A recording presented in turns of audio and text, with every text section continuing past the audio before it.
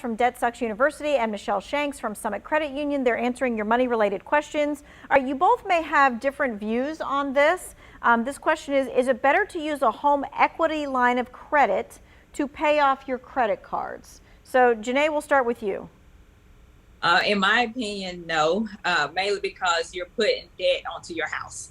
And we know from 2008 that probably is not a good idea. So for the person asking, I would just tell them to buckle down, look at their monthly spending plan, see what you can cut out or cut back, and whatever money you find each and every month, put that towards that credit card debt and get it paid off. Right now, everybody's asking the question like, is my student loan the one that may be forgiven? What do I have? When do I have to repay? All those good questions. Yeah, so definitely there are about 4 buckets going on with student loan forgiveness. It's something new each and every day, but I will talk about the largest one, the one that probably affects most viewers that are watching, and that's the public sector, public service loan forgiveness program. So if you work in the public sector, those nonprofits, you're a nurse at a hospital, a teacher, someone who works at a college, social workers, you have until October 31st this year to get your paperwork in to possibly get your student loans forgiven. If you've made 120 payments since 2007, you can actually get the rest of your student loans forgiven. But you need to make sure that you head to studentaid.gov/PSLF to get that done immediately. All right, and I think we do have a graphic that has that website there at the bottom for student loan forgiveness. And this is really important because people are going to be getting all kinds of calls, emails, texts saying, hey, your loan's been forgiven. They really need to go to the source.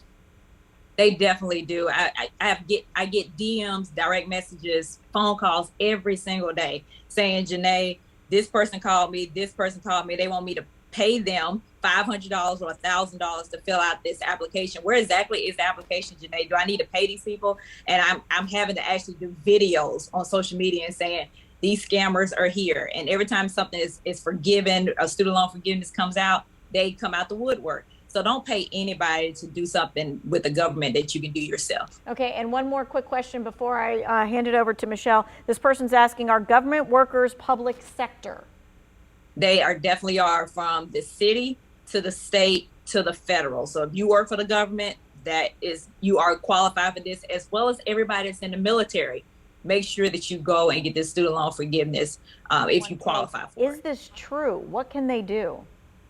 Yeah, that doesn't sound right to me. As soon as I had left my career, I was in a financial advisor's office the next week, and we were starting to move things over. So if I was that person, I'll find a certified financial advisor, sit down with them, see if that 401k can get moved into an IRA.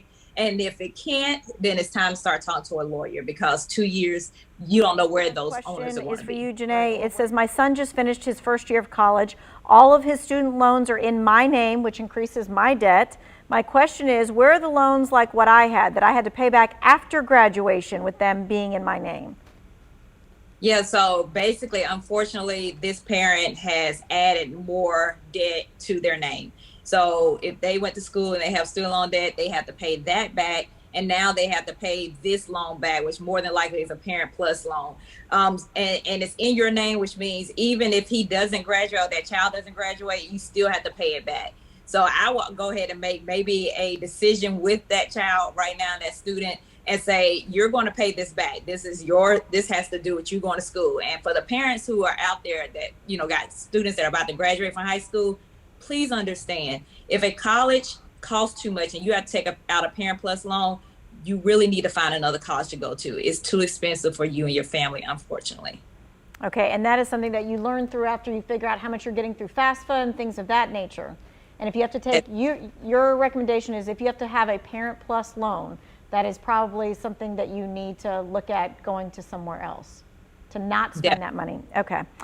All right, so this next question is also about the student loans. Are veterans included in that student loan forgiveness?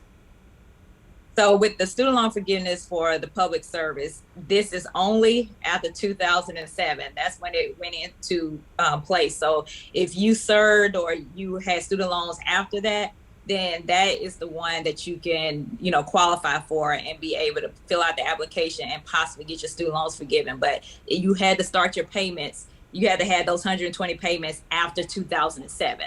That's what the kick is. You didn't start in 2002. It had to be 2007 when this program started.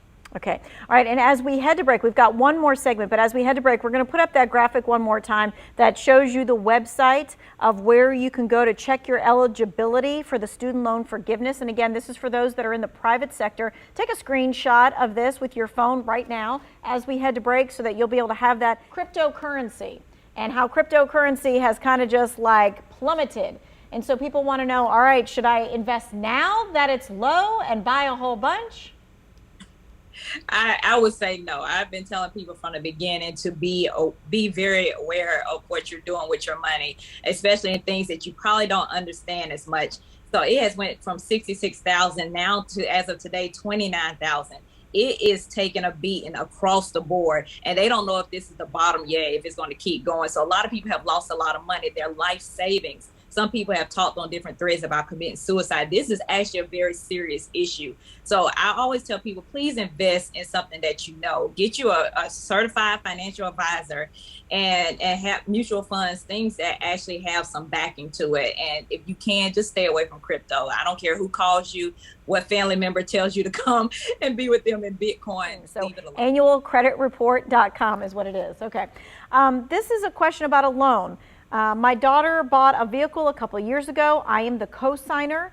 If she tries to get me off the loan by putting it in her name only, will it hurt her credit?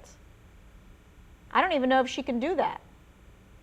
She would have to refinance the car loan as far as and so if anything, whether it hurts her credit or not, that parent needs to get off of that car loan and definitely stop co-signing things. Yeah, so let's talk about the co-signing thing really quick. When you co-sign someone's loan, if they default, what happens? Then you owe that money. So that's why people shouldn't co-sign. That you are co-signing saying, I'm responsible. If this person becomes irresponsible, then your money has to pay for it. All right, Janae, this person says, if you have insurmountable medical debt, is it okay to place that debt on a no-interest 12-month credit card, or do you have a better option to suggest? Well, I would definitely tell them to try to negotiate with the actual healthcare facility, no matter if that debt came from multiple places. See if you can get a hardship where they decrease the amount before you think about putting it on a credit card. Because the only time that you're gonna, if you decide to put it on a credit card with zero interest, you should make sure that you actually can pay it off in the 12 months. Because if you don't, guess what? That debt is going to get bigger. So first, let's try to negotiate some numbers down. And then if you have to do that with the credit card, please make sure you can get it done in that 12 months. All right, because otherwise it's going to just roll over and it's going to have all that interest. Definitely. And with the feds pushing up interest rates probably over the next year, you don't want that interest rate to come on that car with that medical debt. Okay.